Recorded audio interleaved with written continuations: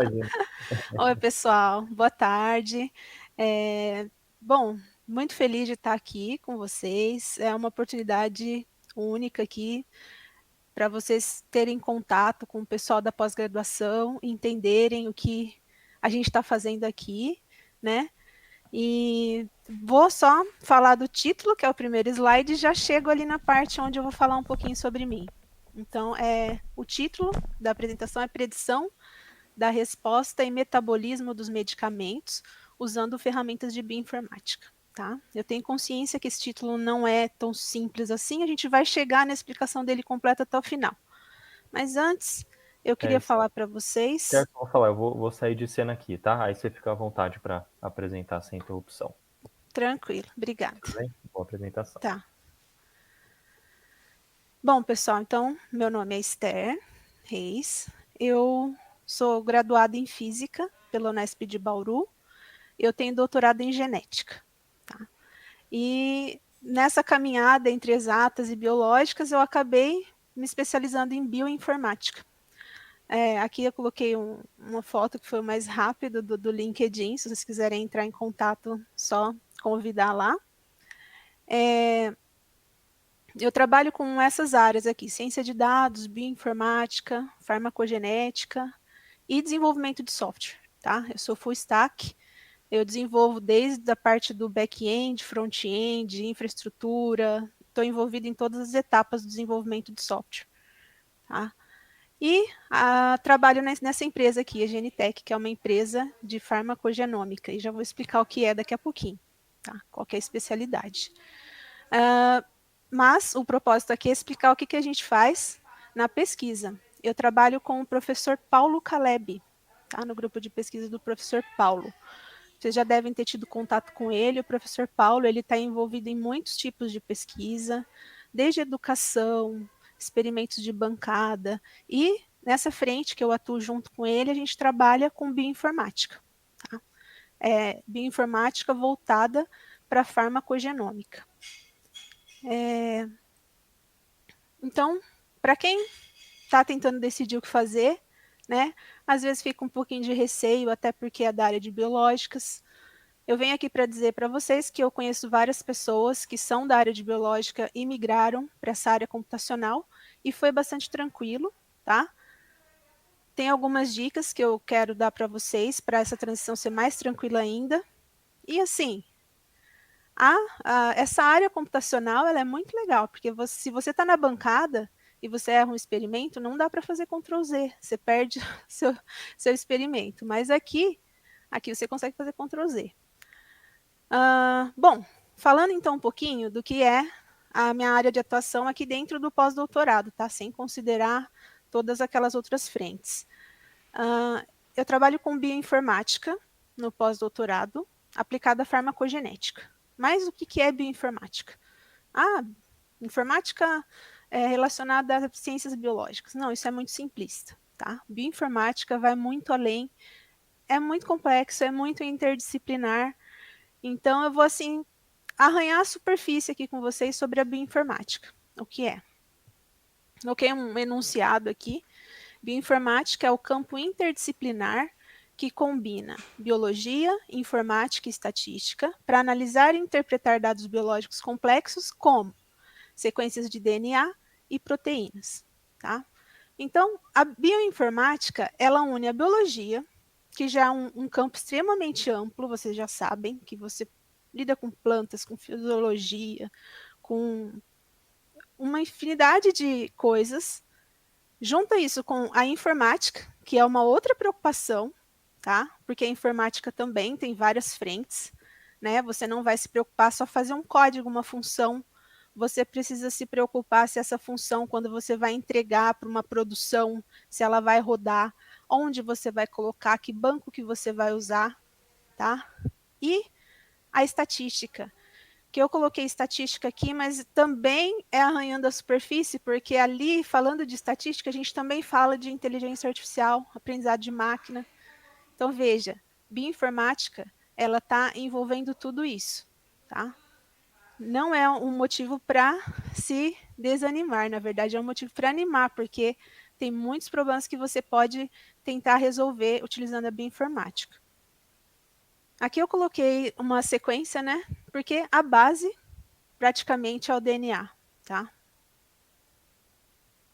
E aí, falando um pouquinho dos itens aqui que são estudados pela bioinformática, eu vou só citar, não vou me aprofundar, depois no final, se vocês quiserem conversar um pouquinho sobre cada um, tá? Mas eu vou só realmente citar. A gente trabalha com sequenciamento de genomas, isso envolve os equipamentos para sequenciamento e os algoritmos para você poder compreender esse sequenciamento, análise de variantes genéticas, como que o DNA é específico de cada indivíduo, tá? Não estou falando só de humano, estou falando de planta, estou falando de bactéria, como que isso daí impacta na biologia do ser, expressão, tá? Como que esse DNA produz proteína que interage num outro nível, tá? Interações entre proteínas, modelagem da estrutura das proteínas, porque o formato delas tem impacto na ação dessas proteínas. Redes. Então, tudo está conectado, né? Quantas vezes vocês já ouviram falar disso? Tudo está conectado.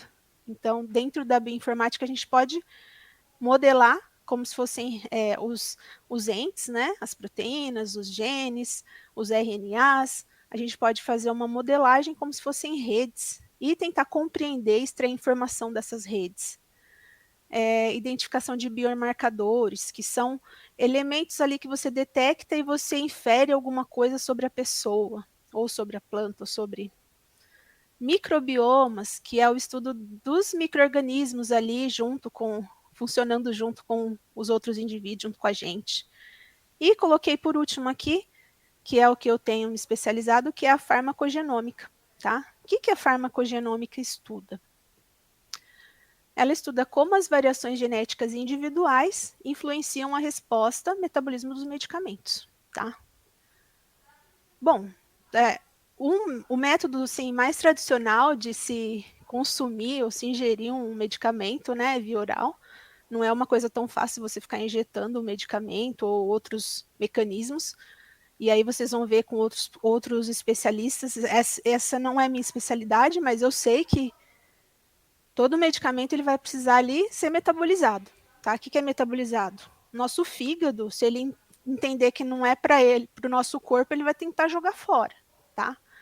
Então, cada pessoa, dependendo da genética dela, ela vai ter uma resposta diferente, uma metabolização diferente. Tem gente que tem um metabolismo rápido, joga fora, já vai embora. Tem gente que tem um metabolismo lento, começa a acumular aquele medicamento dentro do corpo. Então, isso vai, tá vendo? São as variações genéticas individuais que influenciam a resposta e metabolismo aos medicamentos, tá? É claro que eu coloquei aqui um método super simplista, tá, gente? O medicamento, ele vai passar pelo fígado, ele vai ter outras vias que ele vai atuar, isso dá uma complexidade enorme, tá? Para a gente compreender, mas aqui meu objetivo é que vocês entendam onde a gente pesquisa, tá? Quais são os nossos focos. Então, a gente tem bem forte o conceito de farmacogenes, tá? Que são genes que codificam proteínas ou enzimas, tá? Que estão relacionadas com a metabolização desses medicamentos. E aí, coloquei aqui, para não esquecer, que eu já mencionei, na verdade, essa questão dos tipos de metabolizadores diferentes, né? Tem gente que tem um metabolismo rápido, às vezes a pessoa toma um medicamento e não faz efeito. Por quê? Porque ele não atinge o nível ali no sangue que deveria atingir, ele já é metabolizado antes e já é eliminado na urina. Então, para a pessoa compreender como realmente aquele medicamento funciona para ela, ela teria que compreender como que é a genética dela e como que isso está relacionado com o metabolismo, tá? E aí, eu coloquei só uma imagem para ficar bem claro aqui, vocês vão encontrar muito se vocês pesquisarem sobre farmacogenética, tá? Essa questão da resposta aos medicamentos. Você vai ter um grupo de pessoas, você vai dar o mesmo medicamento, umas vão responder de um jeito, outras vai ter boa resposta, outra vai ter uma resposta parcial, outra vai ter uma resposta pobre, outra vai ter efeitos adversos ainda. Tem mais essa questão, tá? Às vezes toma um medicamento e tem um outro efeito. Então, tudo isso é estudado na farmacogenômica, tá?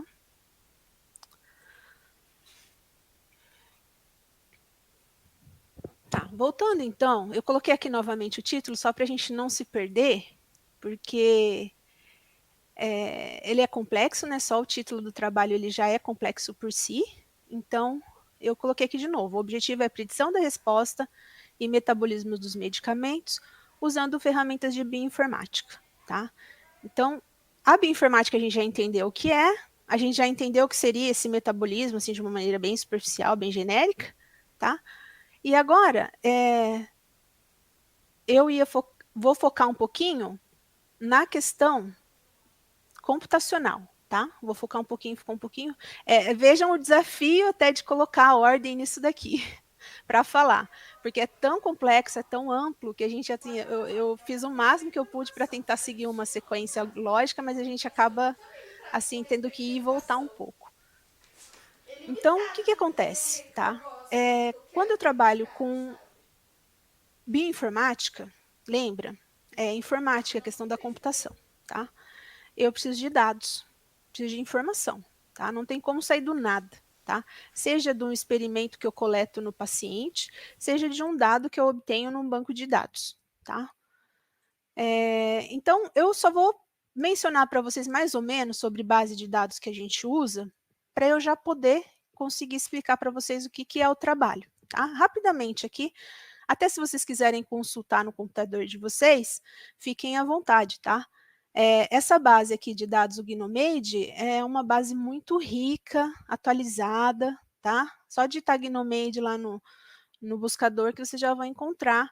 E aqui vocês conseguem encontrar, com base nas posições genômicas, quais são as variantes dentro de uma população. Eles têm 70 mil genomas completos e tem mais exomas, essa quantidade ou mais de exomas, tá? Então, estou falando exoma, não sei se vocês sabem, mas genoma seria a sequência completa, exoma seria só os trechinhos que produzem proteína, tá? Então, nesse Gnomade, ele é super organizado, super fácil de conseguir as informações. Você consegue informação de quantas pessoas têm mutação em determinada posição.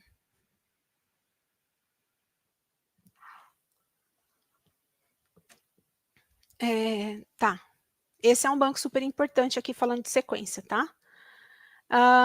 Outro banco de dados aqui super importante é do NCBI, vocês podem consultar lá também, é um que a gente usa, tá? E assim, lembrando que esses bancos aqui, o NCBI ele não é focado só em sequência, tá? Ele tem literatura, ele tem uma infinidade de informações, tá? Coloquei mais um aqui, que é muito específico aqui para o nosso caso da farmacogenética, que é o FarmGKB. Ele já vai ter os genes que estão relacionados com determinada resposta de medicamento, então é um banco com associações, tá? Ele é muito mais especializado. O NCBI é um banco mais genérico, o Gnomade também é um banco mais genérico, tá? E aí, coloquei isso aqui para vocês por quê, tá? O meu objetivo é, assim, dar uma visão genérica do que é, porque o assunto ele é tão amplo, então eu preciso dar uma visão genérica para vocês. Tá? A maioria das bases de dados, vocês vão encontrar mais de 1000 bases de dados, elas têm uma interface gráfica, normalmente, tá? Eu tenho uma interface gráfica que qualquer usuário chega, coloca lá uma busca e traz. Só que para quem realmente trabalha com isso e precisa produzir grandes volumes de análises, tá? Isso daí não serve. Tá? Não vai conseguir trabalhar com isso. Então, normalmente, as bases de dados, Gnomade, por exemplo, tá? Bases de dados mais evoluídas, vamos dizer assim. Tem umas que o pessoal põe lá só para publicar, infelizmente, eles não te dão condições de utilizar de uma maneira adequada.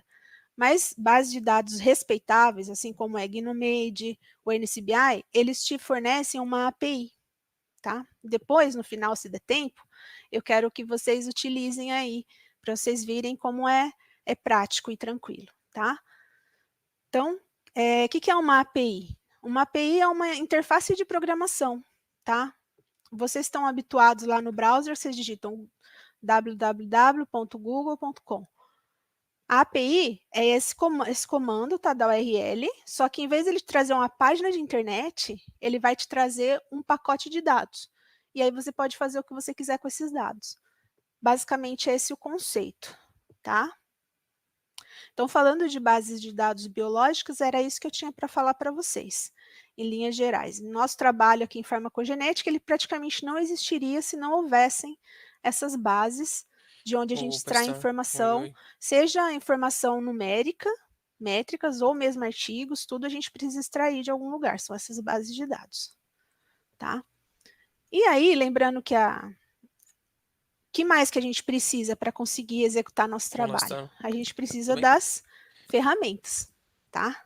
Então, o que é a minha ferramenta do dia a dia? A minha ferramenta é o Python. Vocês vão ouvir gente que usa o R, tá? Nada contra. Também nada a favor, não, brincando. O R, tem o Python, tem o R, e pode ser em Bash também, já vi gente fazendo assim, tá? Sem problema, mas pode fazer. Mas basicamente porque eu defendo a utilização do Python, tá? Pela simplicidade, tá? Ele não tem nenhuma complexidade assim desnecessária, ele é uma linguagem segura, comunidade é gigante, tá? O que significa isso? Significa que qualquer dúvida que você tiver, você vai encontrar resposta, tá? É isso que significa. E aí vocês vão encontrar gente falando assim, Python é mais lento que C e tal.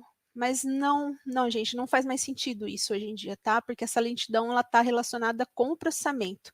E hoje em dia, como a gente trabalha muito em nuvem, e a maior lentidão que a gente sofre é com relação à transferência de dados, isso não tem impacto com relação ao processamento de dados, tá? Então, isso já caiu por terra.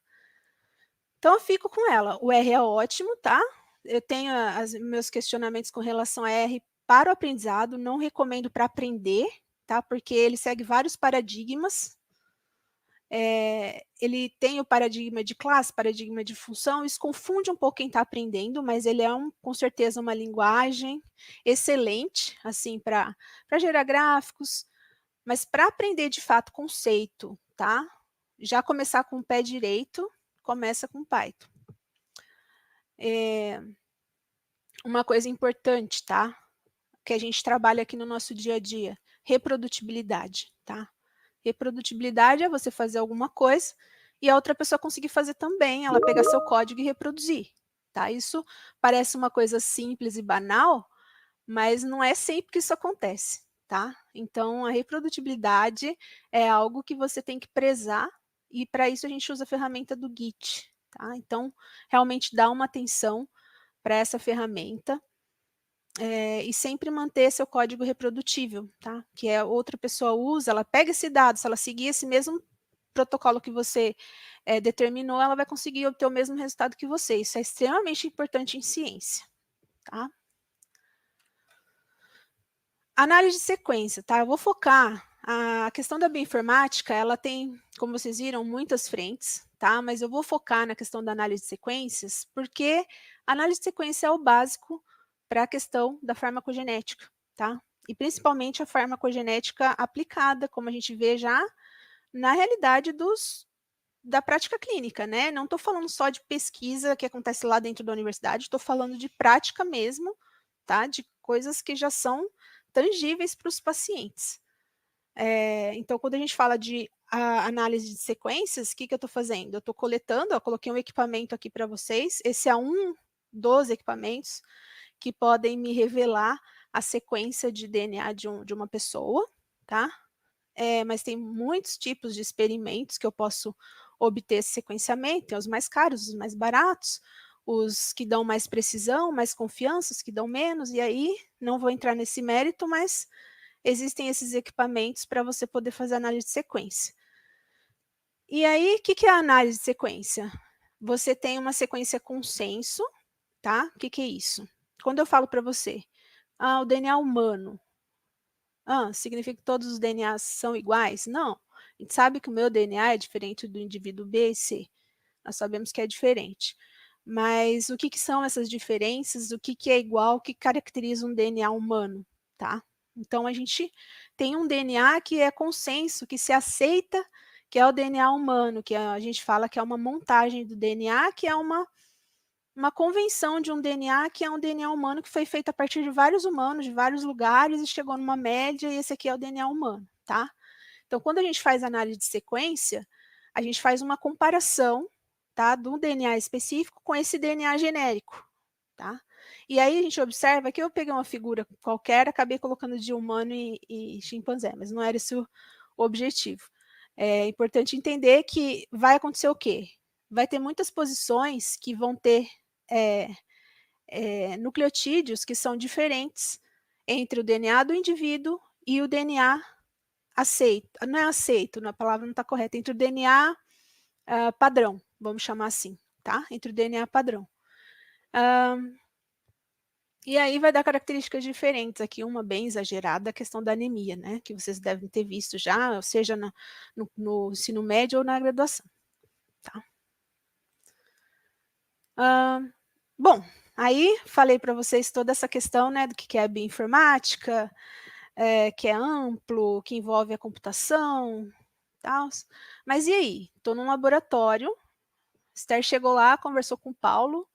Paulo, vamos fazer uma pesquisa, como que vai ser, tá?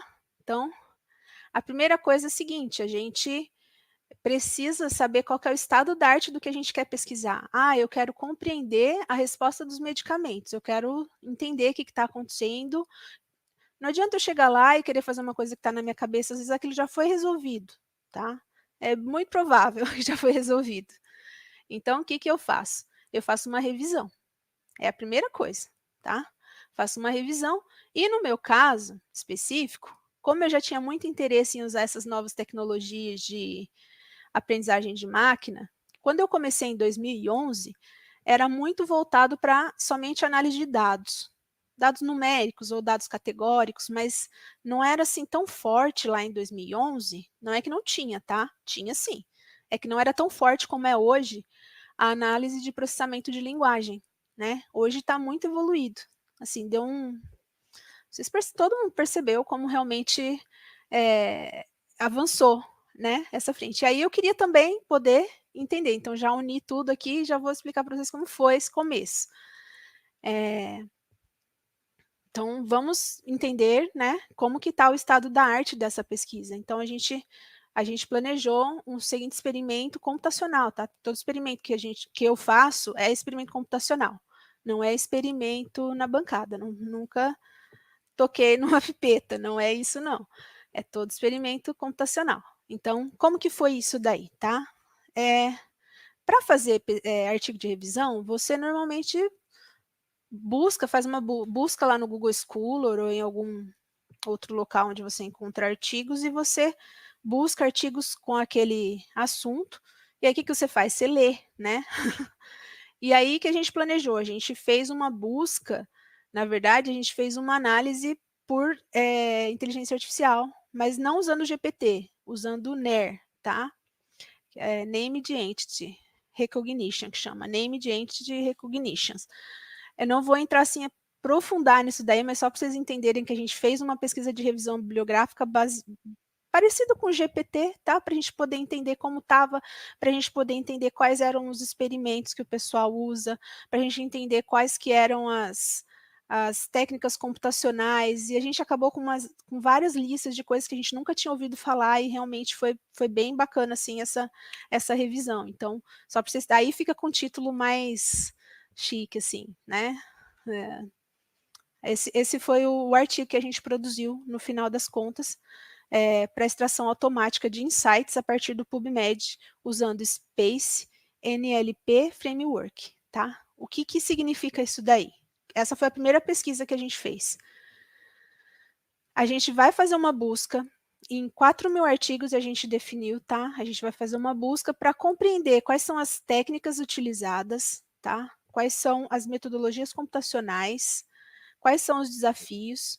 Então a gente tem aí tem que ler o artigo, né, para compreender realmente como a gente faz aqui todo esse processo. Mas nós fizemos esse processo e nós obtivemos uma lista dos experimentos, uma lista das técnicas, e aí isso virou uma produção, isso virou um trabalho, tá? Porque ele era inédito, ninguém tinha feito isso ainda. Então ele virou nosso primeiro trabalho, para vocês entenderem como foi, tá? E aí, acabou, né? Vimos já os desafios, vimos onde o pessoal está lá no estado da arte, onde eles chegaram. E não adianta a gente vir para cá, a gente tem que começar para cá, né? E agora é que vem a parte mais difícil, né? A gente percebeu os desafios, agora a gente vai ter que envolver. Isso é uma projeção que eu estou falando para vocês de trabalho, tá? Que a gente vai fazer. Agora vem os desafios, que são: a gente vai precisar ver, dentre essas técnicas que a gente levantou, tá? Qual seria a técnica mais adequada? Então, a gente está com muitas técnicas na mão, tá? Eu vou falar superficialmente de algumas aqui para vocês, tá? A gente está com redes, é a base, tá? Redes metabólicas. Então, o que são as redes metabólicas? Redes metabólicas dentro de um organismo, tá? É um conceito abstrato, tá? Você não vai ver uma rede dentro de uma pessoa, não é isso, não é um conceito abstrato, que conecta dois genes, tá? E como que eles são conectados abstratamente, assim? Esse gene, ele produz uma proteína que produz um metabólito, e esse metabólito é um substrato para outra proteína, tá? Então, aí você constrói uma rede. Isso daí, ó, tá vendo? Fica uma coisa super complexa, tá? Um desenho complexo de redes metabólicas, mas por que da importância disso? Porque o nosso corpo, ele funciona assim, ele é causal, tá? Uma coisa causa a outra. Você toma um medicamento, ele tem um efeito. Você fica sem comer, tem outro efeito. Então, o nosso corpo, ele funciona assim. E para você realmente construir isso de maneira metodológica, você constrói a rede. Esse é um mecanismo de se abordar, tá? Essa é uma abordagem. Redes regulatórias, tá? Tem outro mecanismo que eu vou entender ali que tipo de proteína que conecta no DNA, que ativa esse gene, que produz essa enzima, então são redes também, construo outra rede. Redes de interação física, às vezes as proteínas precisam se unir para fazer alguma coisa, isso acontece, tá, no nosso corpo, muitas proteínas trabalham conjugadas, tá? E tudo isso, agora que é a nossa nova etapa do trabalho, ela está envolvida, tá, coloquei uma vassourinha aqui, coleta de dados, limpeza de dados, tá? Qual técnica computacional, porque essa parte do meio é só organização da metodologia, é só organização, seria a estrutura, tá? Dos dados, tá? Depois vem a análise. E aí sim eu vou obter uma resposta, tá? Isso. Aqui, coloquei um exemplo assim, genérico, tá? Que eu peguei só para vocês entenderem um pouquinho o que é o aprendizado de máquina que a gente usa. Porque às vezes as pessoas pensam, inteligência artificial, já vi isso. Pessoal, inteligência artificial, de onde surge, como é? A inteligência, tá? Ela surge de treino, tá? Treino como? Você ensina. Ou seja, você fornece dados e só assim o ente ou o algoritmo ou o programa, ele consegue também tomar uma decisão, tá? Isso que é ensinar. Então, a gente tem vários tipos de aprendizado. Aqui eu coloquei um exemplo aqui, ó. Coletei várias pessoas, coletei a idade delas, não o número, mas coletei assim, é jovem, dali dos 40 ou é sênior, tá? Coletei, ganha muito, ganha pouco, é estudante, não é estudante, e aí fui coletando esses dados aqui, e aí eu classifiquei. Classifiquei isso daqui ao mundo real, vamos dizer assim, tá? Classifiquei essas pessoas, e aí eu sei que ali o primeiro, ó, ele não consegue comprar um computador. O terceiro consegue. Então, eu estou ensinando para o meu algoritmo que pessoas assim, assim, assim, assim, não compram. Pessoas assim, assim, assim, assim, compram. Entenderam? Dou vários exemplos, tá? Isso trazendo para a biologia, o que eu poderia fazer?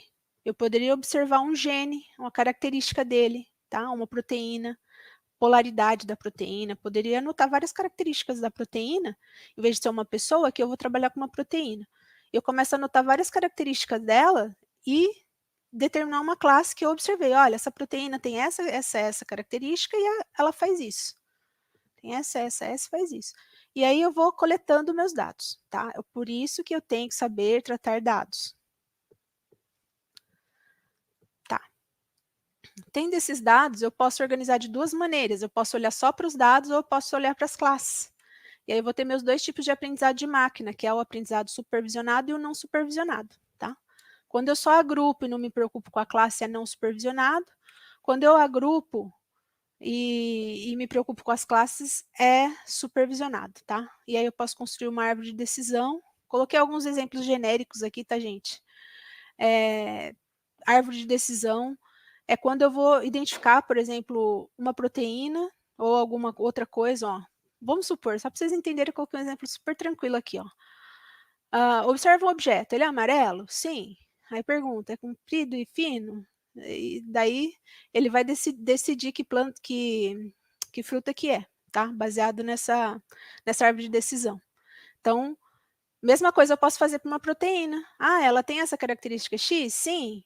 Não. Ah, então provavelmente quem tem essa proteína com essa mutação, possivelmente essa pessoa vai ter um efeito colateral para o medicamento X, entendeu? Vocês dar uma olhadinha aqui na apresentação de novo, para vocês poderem refletir sobre essa questão do aprendizado de máquina, da árvore de decisão. Isso aqui é gente. Tem muitos algoritmos que vocês podem usar para fazer essas inferências, tá? Sobre para fazer predição. Lembra que eu estou trabalhando com predição. Estou falando lá desde o início, né? Eu preciso predizer. O que é predizer? Predizer é conhecer um histórico, saber como que era, para eu conseguir falar alguma coisa de outra coisa que eu não conheço. Isso é predizer, tá? E aí, tá? Eu vou colocar a conclusão aqui, tá? Eu acho que eu tenho mais 30 minutos ainda de apresentação, mas a gente pode fazer umas outras atividades aqui, porque realmente isso aqui é muita informação, eu tenho consciência disso. E aí a gente pode trocar, conversar um pouquinho, tá? Aí, tudo isso, né? Eu acho muito legal, eu particularmente gosto muito dessa área, porque ela é muito aplicada, tá? Você vai trabalhar no laboratório, você vai viajar lá no laboratório, né, computacional, mas no final das contas, o que você quer realmente é que isso vire algo que vá ser usado, né, por um paciente, que seja algo útil realmente, que vá trazer uma melhoria de vida. Então, isso seria a medicina translacional. Então, eu toco um pouquinho ali, tá? Eu não chego assim a fazer trabalhar realmente nessa área, mas assim, eu estou muito perto, tá? Eu acho que é isso, gente. De assim, volume de informação que eu tinha era isso. O que a gente pode fazer é explorar um pouquinho as bases de dados e assim, conversar um pouquinho mais com vocês sobre as dúvidas de vocês. Eu acho que isso vai ser mais legal. Pode ser?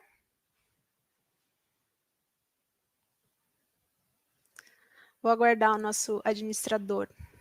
Sim, Tudo bem? estou aqui. Tudo bem. Pessoal, pode mandar as dúvidas. Deixa eu só conectar o fone aqui. Eu não sei se eu falei muito rápido, eu acho que eu falei um pouquinho rápido demais. Oh, Se deu para sobrou. entender, gente, o que a gente faz aqui. Olha, Esther, eu queria te dar os parabéns. Eu achei muito legal mesmo. Para quem, assim, quando eu estava na graduação, eu não tinha essa visão ainda da bioinformática. E quando eu entrei na pós, eu vi assim o quanto a gente vai precisar disso no futuro. E aqui você deu alguns exemplos bem interessantes e que, assim, eu não diria, talvez seja, estaria sendo irresponsável da minha parte se eu falasse que isso exclui alguns dados pré-clínicos, alguma coisa assim com animais. Acho que dificilmente vai substituir um dia, mas isso já mostra assim, uma predição muito importante já. Se a gente consegue testar uma molécula que a gente já viu que deu certo ali na bioinformática, né? Num teste que a gente fez ali computacional, um teste que a gente fez, isso e para isso trazer para o animal depois, né, a gente tem uma confiança maior, talvez. Lógico que tem diversos fatores envolvidos. Não sei se deu para entender também o que eu Não, falei. deu, totalmente, esse é o sonho, né? Sim. Eu sonho, porque assim, eu realmente nunca me dei bem nessa parte de biológicos, porque eu não consigo fazer essa parte, tá? Mas é uma coisa pessoal minha. Eu acho difícil. E assim, quanto mais a gente conseguir substituir, a gente conseguir fazer predição, né, computacional, melhor, claro, com certeza. Esse é o sonho. Com certeza. Eu achei bem bacana. Ultimamente eu tenho, eu precisei assim adentrar um pouco mais nesse assunto de bioinformática, que quando a gente começa a trabalhar com muitos dados, isso ajuda muito, né? Sim, sim, essa questão de por isso que eu falo, você começar com o pé direito, porque assim, tem coisa que não dá para deixar para depois. Você começa com certos vícios e depois fica muito difícil de você se organizar com muitos dados. Você sofre demais. Sim, Tem algumas ferramentas que elas te resolvem um problema ali rápido e pronto, mas assim, ela te constrói um meio de entender aquele conceito que não vai ser muito favorável quando você tiver que lidar com muitos dados. Então, é importante, assim, não tem como evitar, tá? Por exemplo, você vai trabalhar com GWAS, né? Que é a associações genéticas. É muito dado, gente. Não dá para você achar que você vai usar um programa, que você vai resolver o problema só usando um programa. Você tem que ter conhecimento de organização de dados, de banco de dados, de limpeza de dados, para você fazer um trabalho com qualidade e não ter um resultado que você não vai saber se está bom ou não, não vai saber julgar, né? Então é importante realmente assim começar com o pé direito nessa questão. As boas práticas eu sempre pego, às vezes o pessoal até me acha um pouquinho chato da questão da reprodutibilidade, né? É extremamente importante. sim, com certeza. Não, mas achei ótimo mesmo. Foi claro, tá? Pelo menos para mim. E eu não sou muito da área, mas para mim foi bem claro. Espero que para os alunos também. Eu vou Eu deixar espero que só, sim. É, eles estão deixar quietinhos. então, acho que pela distância do assunto, né, na graduação, como eu disse, a gente não costuma estudar muito, né? É o pessoal é o público da graduação ou é do ensino médio? Da Sim, é graduação. graduação, graduação Tá. e principalmente das áreas biológicas aqui da saúde, né? Então, Uhum. biomedicina, muita gente da farmácia, muita gente, tem gente da enfermagem, então é o pessoal mais voltado para essa parte. Sim. Ó, tem um comentário aqui primeiro, né? A Larissa mandou muito interessante mesmo. A Ana mandou o seguinte: falou super bem, estou encantada. Eu só queria saber por onde começar. O Python, por exemplo, acho que é possível aprender na prática. Não aprendo sobre isso no curso de fisioterapia. Ó, tem gente da física aí também. Então, Ana, eu deixei aqui, eu vou deixar, tá, para vocês. Depois vocês abrem o Google Colab. E também foi uma experiência nova para mim, porque eu estou muito acostumada a trabalhar com a minha tela preta aqui. Eu nunca precisei fazer nada diferente. Mas hoje eu pensei, eu preciso levar alguma coisa mais tangível para eles lá. E aí, gente, eu me deparei com o Google Colab. Vocês precisam acessar o Google Colab e usar. Precisam, porque é muito bom, gente, é muito bom. E aí vocês vão fazer seus códigos. Vocês não precisam ter nada no computador, não precisam instalar nada, vocês vão ter para vocês experimentarem só, tá? O que, que eu fiz aqui, ó? Eu fiz um código que eu estou acessando o NCBI, tá? E estou buscando informações via código. Isso aqui eu consigo compartilhar com vocês, com qualquer pessoa, e vocês conseguem entrar aqui e fazer o código junto comigo. Então, as coisas hoje em dia, olha, vocês estão num ponto privilegiado hoje em dia, tá? As coisas estão muito, assim, tranquilas, acessíveis, e ele dá para explorar mais. Eu vi que tem muitos recursos aqui, inclusive Git, inteligência artificial, mas aqui, ó, mas não precisa, assim, ir tão fundo, tá? Vocês conseguem fazer algumas experiências. Mas isso aqui pode começar por aqui, não precisa instalar nada na sua máquina para aprender. Você já vai estar começando a aprender do jeito certo. Quando você estiver pronta, você instala na sua máquina, aí sim. Aí você começa, vai avançando, tá? É isso aí. Legal. Eu não estava projetando, mas eu projetei agora Vocês essa querem parte. que eu compartilhe o Google Colab, gente? É só colocar Colab lá que vocês já vão achar no Google, tá? Vocês conseguem compartilhar com alguém, fazer trabalhar junto, no mesmo código. É bem legal. É igual o Google Docs, que duas pessoas trabalham junto, aqui é o Colab. Você consegue trabalhar com alguém. O que eu recomendo, gente, que é algo que é só uma coisa pessoal, tá? É você realmente conversar, não tenha vergonha, fale com as pessoas, abordem, conversem e vão pegando as melhores práticas, não percam tempo com timidez, isso é bobeira, tá? Conversem, vão atrás que eu acho que é a melhor coisa. Legal. Isso aí. A Ana ainda comentou, né? Sinto que mais para frente vai ser obrigação nossa entender de IA e programação, né? Eu sinto assim. vai ter que compreender lógica, né? A questão de lógica, programação, né? E o Python, gente, é uma ferramenta bem assim, ele não tem. Tem gente que reclama disso, tá? É motivo de reclamação para um. Ele não tem tipagem. Depois vocês vão ver lá o que, que é isso, mas ele é uma linguagem assim muito simples, tá? E resolve um monte de problema complexo.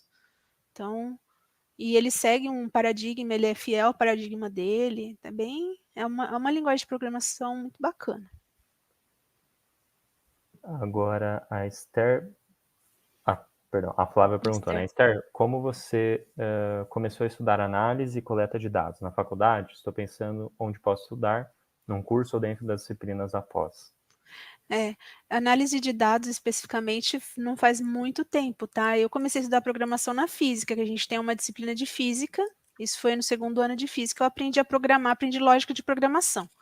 Aí uma vez que você sabe a lógica, você resolve qualquer tipo de programação, né? E eu comecei com Java, não comecei com Python, não. Agora, a análise de dados, tá? Foi uma coisa assim. Eu comecei a estudar. Deixa eu lembrar se eu fiz algum curso, gente. Eu acho que não. Eu acho que eu não fiz nenhum curso. Não. Foi em 2017 eu comecei a análise de dados, tá? Antes disso, eu só trabalhava com bioinformática, assim, mas eu não fazia do jeito que eu faço hoje. Hoje eu trabalho com análise de dados em várias frentes, tá? Se vocês olharem lá, vocês vão ver que eu trabalho, inclusive, com finanças também. Eu não mexo só com bioinformática. Mas comecei em 2017 e não fiz curso. Eu não sei se eu recomendo isso, tá? Eu vou falar como eu faço, mas eu não sei se eu recomendaria para outras pessoas. Eu aprendo por demanda. Eu tenho a dúvida, eu vou lá e resolvo. Eu gosto muito de fazer. Então eu bolo um problema na minha cabeça e vou lá e resolvo. Eu não sei dizer para você se esse é o melhor jeito. Eu acho que fazer curso é muito melhor. É legal seguir um curso, sabe? Porque às vezes no curso você aprende coisas que você não está buscando e que são importantes. Mas eu, particularmente, não fiz curso. Eu fui aprendendo por demanda, por necessidade. Legal. Assim, não sei se vale a dica também, mas no YouTube o que tem de curso gratuito de Python, de outros programas, assim, tem a rodo. Muito curso mesmo. Assim, pelo menos para fazer o básico, acho que dá para aprender por lá também. Tem sim, tem esses MOOCs, né? Massive Online Courses, tem, muito bons. Eu comecei um em 2011, mas não foi em análise de dados, foi em desenvolvimento web, que foi fundamental. Mas esses cursos são muito bons. Acho que vale a pena, sim. Ok. A Ana agradeceu aqui que você respondeu a pergunta dela. O Léo Souza, ele fez uma pergunta, acho que foge um pouco, se você souber. Ele comentou sobre os biomarcadores, se não seria o caminho para a cura do autismo. Isso é difícil de eu responder, mas assim, eu acho que talvez o biomarcador seria interessante até para detectar, né? Não para curar, mas para identificar quem tem e quem não tem. Eu acho que alguém já faz isso, inclusive. Uma brasileira que ela identificou uma proteína que está relacionada com a pessoa ser autista ou não, tá? Isso já tem, eu já vi, tá? Mas não é para curar, é para identificar, para diagnóstico. Exato. E também cada vez a gente vê que as áreas elas vão se convergindo também, né? É muito difícil a gente achar só uma resposta aqui. Na verdade, são várias áreas, como se fosse Sim, essa sim. rede A que gente você descobre mostrou, que né? tá tanta coisa ainda, né? A gente é tão inocente. Quando eu comecei lá antes da graduação, não o pessoal que está aqui já é outro público, né? Já mais adulto, mas eu, quando comecei, achava que as coisas estavam resolvidas e a gente hoje tem uma visão que tem tanta coisa para fazer, tanta coisa. Uhum, exato. Ó, o Augusto mandou o seguinte, ó, o programa de pós-graduação em farmacologia oferece uma boa base em bioinformática. Você tá no Então, pós-doc, né?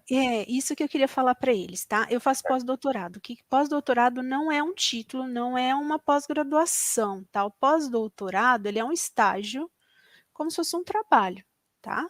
A pessoa fala, eu sou doutor e pós-doutor. Não, não, você é doutor, tá? Pós-doutor é um estágio que você faz depois. Agora, eu não tenho conhecimento, não vou conseguir responder essa pergunta, porque eu fiz doutorado na Unesp, tá?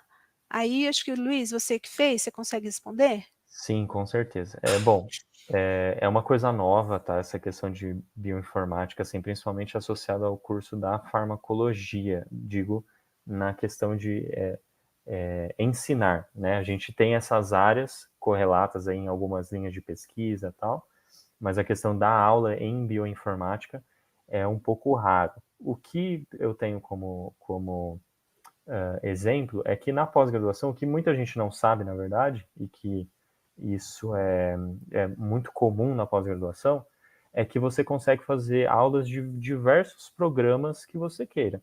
Então, assim, você está na pós-graduação como... bom, não vou dar exemplo que eu vou me confundir. Eu vou confundir as pessoas. Mas eu estou no programa de pós-graduação em farmacologia, mas nós recebemos ali na nossa grade curricular, digamos, diversos cursos de vários outros programas que oferecem para os alunos da Unifesp. Então, eu faço muitos cursos da psicobiologia, que é cannabis medicinal, todas essas coisas não é oferecido pelo programa de farmaco, mas é oferecido por outros cursos da Unifesp. Bioinformática é um desses exemplos. Em alguns outros programas de pós-graduação, eles oferecem esses cursos, então não é associado à farmacologia, mas a gente consegue fazer sem problema, de outras pós-graduações. Então isso é aceito, não é oferecido pelo programa, mas você consegue fazer sem problema quando é ofertado a outros programas. Acho que fui claro, né? Acho que deu para entender. E, bom, a Flávia mandou aqui também, muito obrigado. A Jamile mandou... Eu que agradeço, Flávia. Eu vi um pouco de bioinformática no curso, mas achei complexo. Tenho interesse em aprofundar. Qual seria a melhor opção em se aprofundar em bioinformática? É complexo no sentido de que, pensa do lado positivo, né? A gente tem as 4 bases e é isso, tá? Sempre tenta simplificar o problema na sua cabeça. É claro que é complexo, tá? Mas não fica pensando. Começa ali, entender bem a questão da sequência, começa ali nas bactérias, que tem um mecanismo mais simples de expressão, e daí você vai ampliando. Uma construção que vai longe, entendeu? A questão, mas complexo é porque são muitos livros, né? Dá para escrever com essas letras aí. São muitos livros, mas é um pouquinho que a gente vai fazendo a cada dia, tá? Legal. É isso Bom, aí. o pessoal se interessou, o pessoal deu uma acordada Legal, agora gente. Isso aí, gente. no Da minha final. parte, então, se vocês... tô lá, coloquei meu LinkedIn, Esther Camilo dos Reis, entrem em contato, se precisarem, disposição. Com E para certeza. qualquer dúvida, tá bom? Tá bom. Bom, eu agradeço. Enquanto eu não tiver dúvidas aqui, acho que eu posso te liberar. Mas, Esther, muito obrigado. Não te conhecia antes, não te vi por aí. Eu gosto muito do professor Paulo, então, muito obrigado por sua participação. Eu que agradeço, estou muito feliz, gente. Obrigadão. Tchau. Que bom. Tchau, tchau. Pode ficar aqui no backstage Eu se fico quiser. aqui? Tá, Eu desliga. tiro você aqui, mas, assim, fica à vontade.